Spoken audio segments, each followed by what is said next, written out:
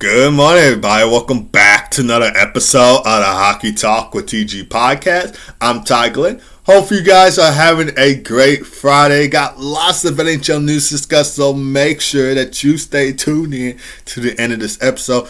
As always, before we go ahead and get started, if this is your first time watching or listening to the Hockey Talk TG podcast, if this is your first time checking out the podcast, giving it a listen, giving it a watch, or anything like that, make sure to follow the Hockey Talk with TG podcast on Spotify, Apple Podcasts, and iHeartRadio, and subscribe to the YouTube channel. We are with you guys every Monday, Wednesday, and Friday from 11:30 a.m. to noon Central Time, 12:30 p.m. to 1 p.m. Eastern Time. So make sure that you smash that subscribe button if you're watching on YouTube. Hit that notification bell if you will.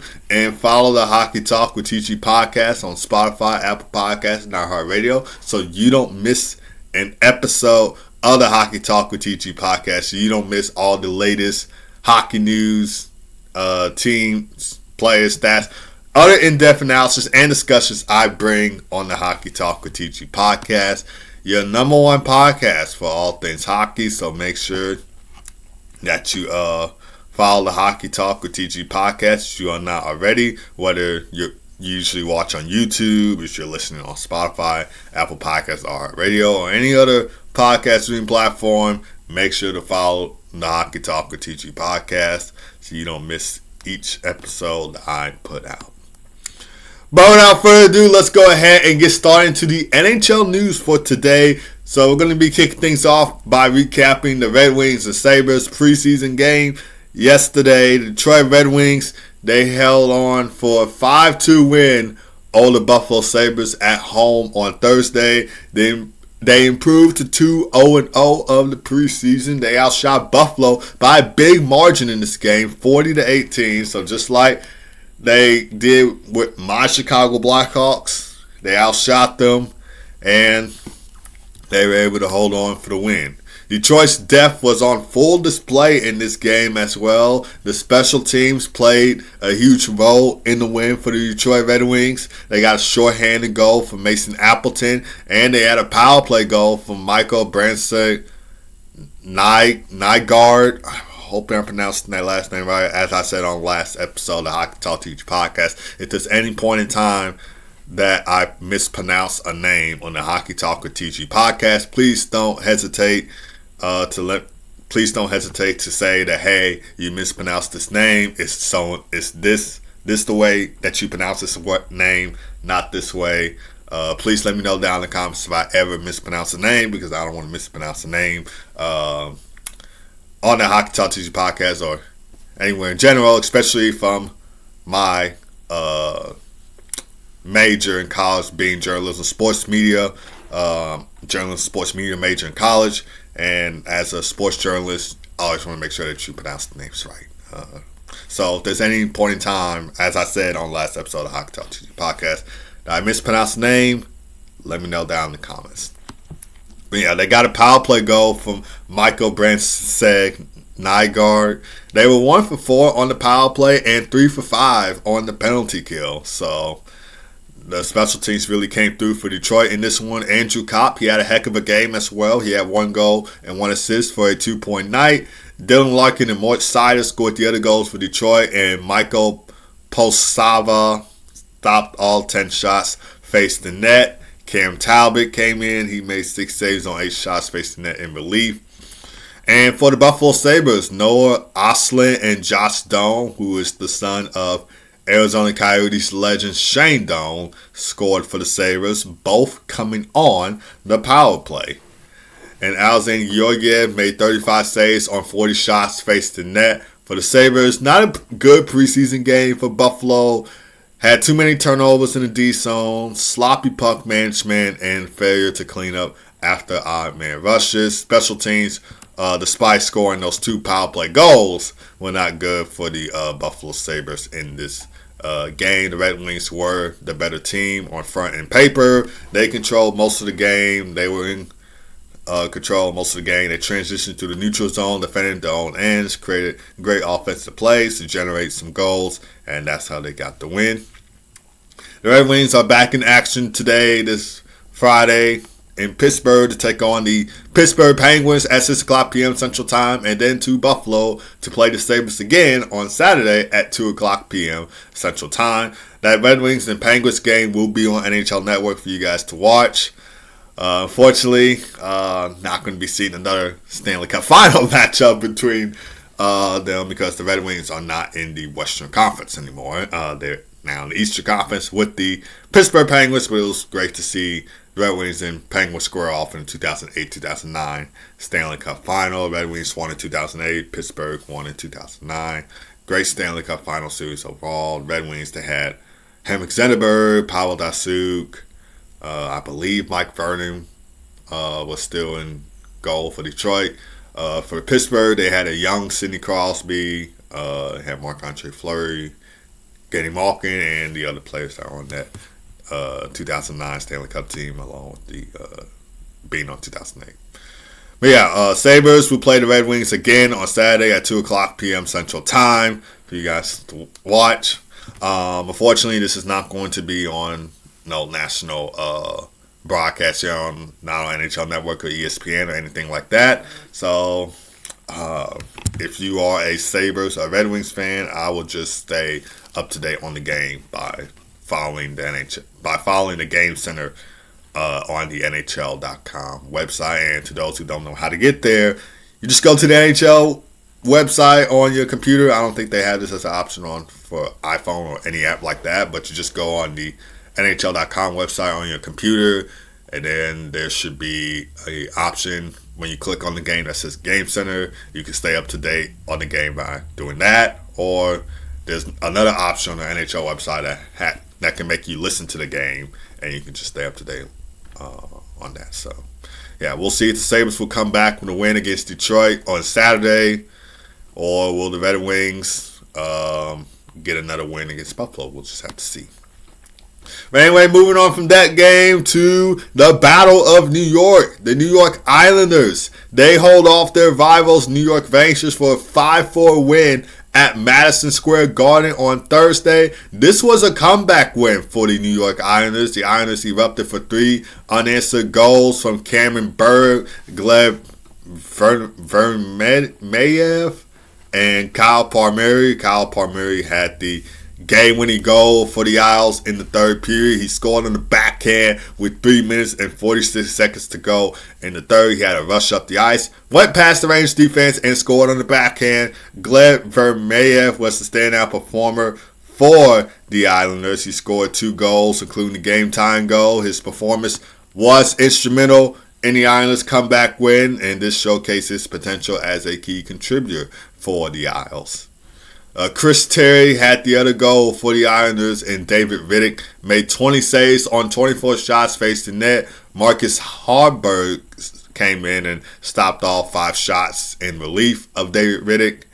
And for the New York Rangers, Vincent Trocheck had a great game for the Rangers, recording just 1 goal and 1 assist for a 2-point night.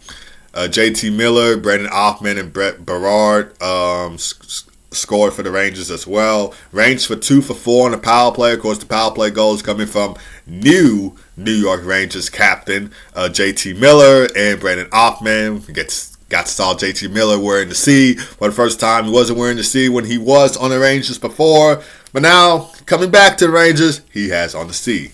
Of course, the last captain for the New York Rangers was Jacob Trouba, but the Rangers traded him to the Anaheim Ducks. And now JT Miller is the new captain for the New York Rangers. Jonathan Quick made 13 saves on 15 shots faced in net. Dylan Garrard stepped in and he made 7 saves on 10 shots facing net in relief. The Rangers will play their arch rivals again, the New York Islanders, on Monday at 6 o'clock p.m. Central Time. I believe that one will be on Long Island. Some of these preseason games are held somewhere else and not their home stadium. For instance, the Calgary Flames and Vancouver Canucks preseason game that I believe was on Tuesday, Wednesday. That game was not held at the Canucks Stadium. The Canucks were the home team, but they weren't playing at Rogers Arena or Rogers Place.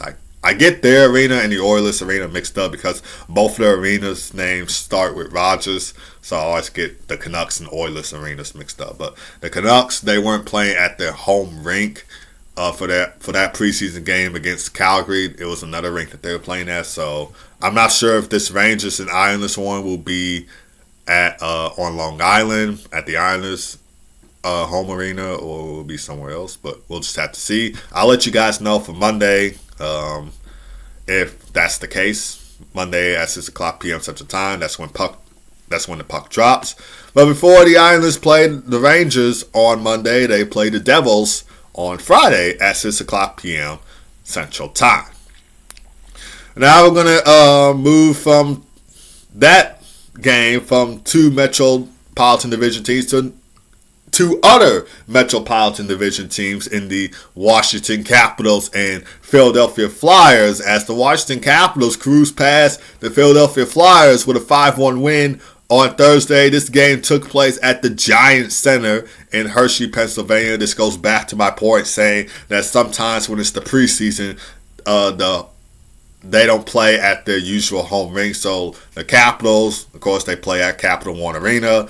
They were the home team of this one. They did not play at Capital One Arena. They played at the Giants Center in Hershey, Pennsylvania, which is home to the Washington Capitals AHL affiliate, the Hershey Bears. And fun fact, this was the first NHL game in Hershey, Pennsylvania since 2006, aligning with the 20th anniversary of the Capitals and Bears affiliation.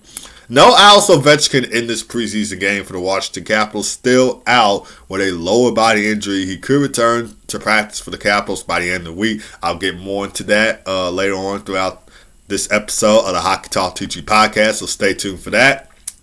Sonny Milano scored 2 goals in the win. This is the second straight preseason game with a multi-goal effort. Special teams was also key in this win. The Capitals were 1 for 2 on the power play. They got a power play goal from Andrew Cristall, and then they killed off all 4 penalties they faced in this game. They got a short-handed goal from Connor McMichael, so special teams really came through for Washington. Hendrix Lapierre contributed with 3 assists for the Capitals, and Clay Stevenson made 15 saves on 16 shots faced the net. The Capitals were in clear control for most of the night, clean zone entries, fast transitions, and capitalizing on Flyers' lapses. And for the Philadelphia Flyers, Jacob Gauthier scored the lone goal for Philadelphia. He scored off a rebound in the slot to make it 3-1 in the second period, but after that, Philly struggled to generate more sustained offense. Dan Vladar made 8 saves for the Flyers before being replaced by Alexei Kolosov, who made 16 saves in relief.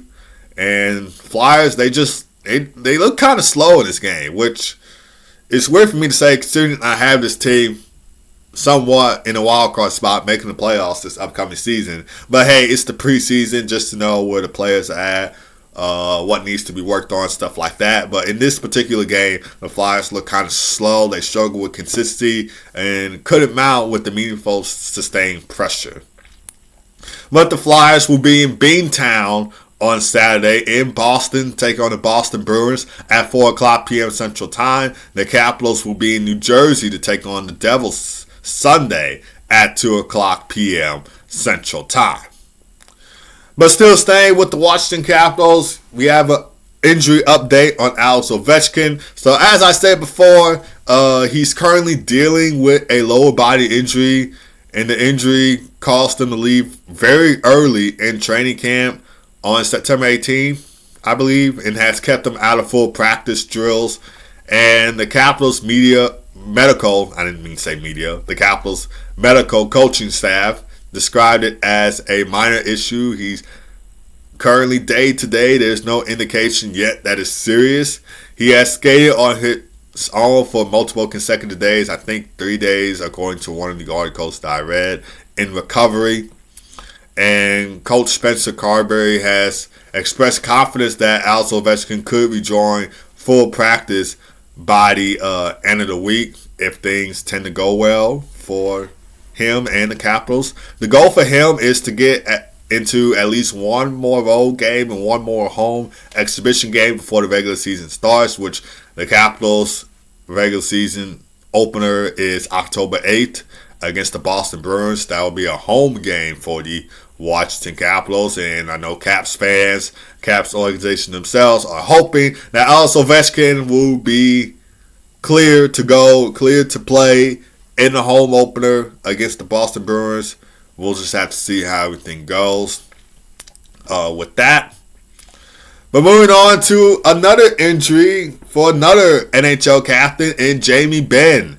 Jamie Benn, he will miss the start of the regular season due to a collapsed lung that he suffered during a preseason game against the Minnesota Wild. He will be out for at least 4 weeks. He will undergo surgery, and he will also miss the beginning of the 2025-26 NHL regular season. And the Stars, if I can pull this up on my phone, I don't think I can get to it, but the Stars, they open up their regular season in Winnipeg against the Winnipeg Jets, and Jamie Benn, the team captain, is not going to be able to play start of the regular season. The injury occurred late in the third period of that game against the Minnesota Wild, where Jamie Benn was limping. He was in discomfort to the bench, and he wasn't feeling that great. He is expected, again, to be reevaluated in about 4 weeks post-surgery to assess readiness and see if he's clear to go, which, again, after an injury like that, he's going to be out for quite some time. But with Jamie Benn being unavailable, Dallas must fix their lines or maybe change up their lines to what it was going to be before, while Jamie Benn was still in the lineup to possibly giving other roster spots for young players or depth forwards. Overall thoughts: this is serious. For me, it's a serious injury based on what I read. And based on what I heard, collapsed lung. Definite serious injury. I can probably see him being out more than 4 weeks, but it is reported that he will be out for at least 4 weeks. But for me, if I had to guess, it will probably be, I'd probably give it a good 6 weeks, which I know Stars fans aren't going to like that, but the injury is serious. It is serious. They do say he's going to be out for at least 4 weeks, but for me, if you were to ask me, I'd probably say maybe 6 weeks. Just to see, if he's good to go. Like a severe injury like that, it's got to be 6 weeks. If not more than that. So that's just my thoughts. Let me know you guys' thoughts on that. Do you agree that it should have been 6 weeks, or do you still want to stick with 4 weeks? I don't know. But if you guys have any opinions on that, just let me know down in the comments. But anyway, another injury for another NHL captain, and Aleksander Barkov, as he left practice early with an apparent leg injury.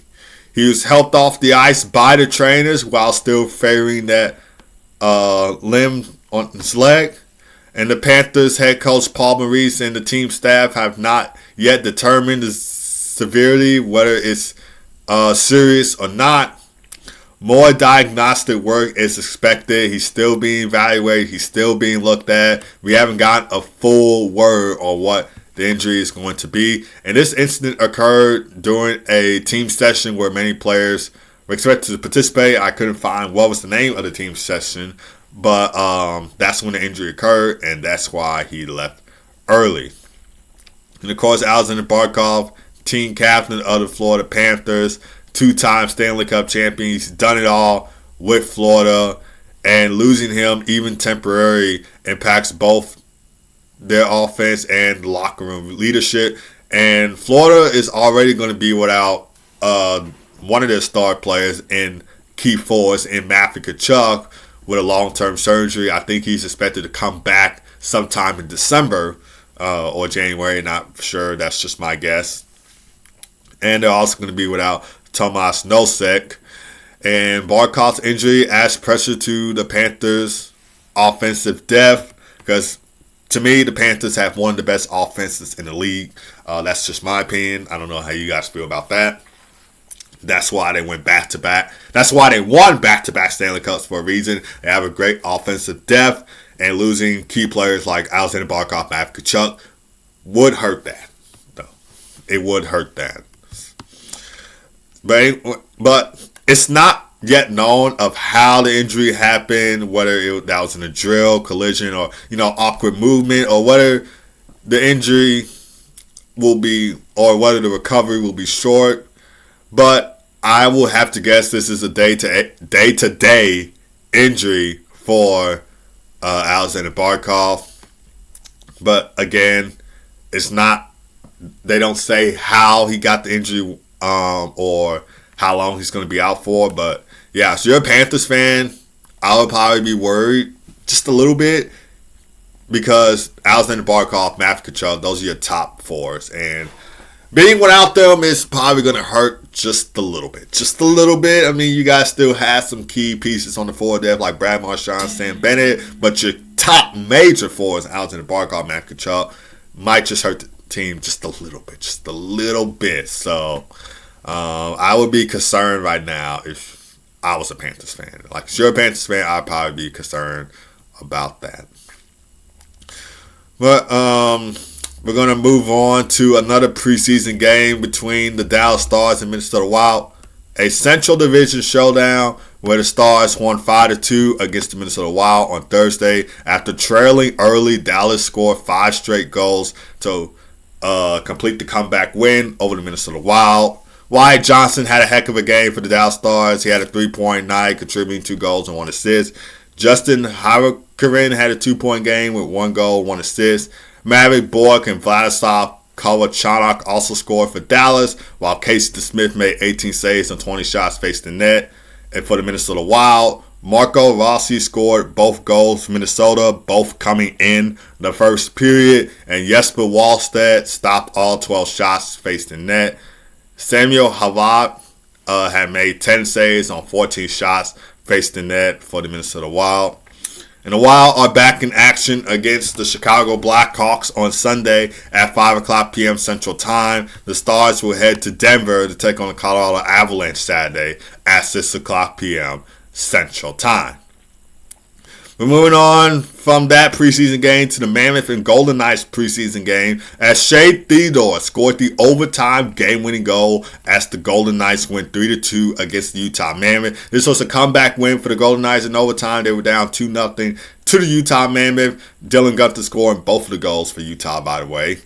Jack Eichel scored both goals for the Golden Knights in regulation. He had one on the even strength and the other on the power play. He also had an assist for a 3-point night, so he was one of the 3 stars of the game for sure. And Aiden Hill made 13 saves on 15 shots faced the net. And the big storyline from this preseason win, besides the Golden Knights completing the comeback win, was Mitch Marner making his Golden Knights debut. And as a Mitch Marner fan, I'm pretty excited and stoked to see what he can bring. To watch his playmaking skills with the Golden Knights, to see him play with Jack Eichel, which, P.S., both of them were drafted in the same year, the 2015 NHL draft. Jack Eichel went 2nd overall to the Buffalo Sabres. Mitch Marner went 4th overall to the Toronto Maple Leafs. He also had an assist on one of Jack Eichel's goals, too. So this duo, Jack Eichel, Mitch Marner, both drafted in the 2015 NHL draft. That's going to be a pretty deadly duel to watch on the VGK Vegas Golden Knights. But Mitch Marner had 19 shifts on the ice. He was out there for 18 minutes and 43 seconds of ice time. He finished with a -1 plus-minus, but still, though, despite finishing with a -1 plus-minus, he still had a great preseason debut for the Golden Knights nonetheless. And for the Utah Mammoth, like I mentioned already, Dylan Guenther had both of the goals for Utah, and Vika Vanacek made 17 saves on 20 shots faced the net. Utah was in control through the first 2 periods, but in that 3rd period, it slipped, and the Golden Knights were able to complete the comeback and win in overtime, tighten up their defense, and answer back against Utah. And this is not going to be a fun fact for Mammoth fans, but the Mammoth have lost all 4 of their preseason games. I know the preseason doesn't really matter, but it's just to see where the players are at, what needs to be worked on, what can you improve before the regular season starts. So that's why I'm bringing up that the Mammoth have lost all 4 of the preseason games, just to see what needs to be worked on, some development skills, and other stuff like that. So that's why I mentioned it. because they need to tighten down and at least win at least a couple of their preseason games before the regular season starts. But the next game will be against the LA Kings on Tuesday at 8 o'clock p.m. Central Time. The Golden Knights will take on the Sharks Friday at 9 o'clock p.m. Central Time. Other notable preseason games that happened on Thursday, the Maple Leafs, and probably the only other preseason game I didn't do a full recap on. Maple Leafs defeated the Canadiens 7-2. Scott Laughton had a 4-point game in that one with 2 goals and 2 assists for a 4-point night. So Maple Leafs just took it to their arch rivals, Montreal Canadiens. That was a dominant preseason win for Toronto in that one. But the NHL preseason games on the slate for this Friday, there's only 6 preseason games on the slate, starting with the Carolina Hurricanes taking on the Tampa Bay Lightning at 6 o'clock p.m. Central Time, followed by the Detroit Red Wings taking on the Pittsburgh Penguins at 6 o'clock p.m. Central Time. That game will air on NHL Network for you guys to watch. And then it will be New Jersey Devils taking on New York Islanders at 6 o'clock p.m. Central Time. And then the Winnipeg Jets taking on the Edmonton Oilers at 8 o'clock p.m. Central Time. And then the Seattle Kraken taking on the Vancouver Canucks at 9 o'clock p.m. Central Time. That game will be on NHL Network for you guys to watch. And then we got the VGK Vegas Golden Knights taking on the San Jose Sharks at 9 o'clock p.m. Central Time.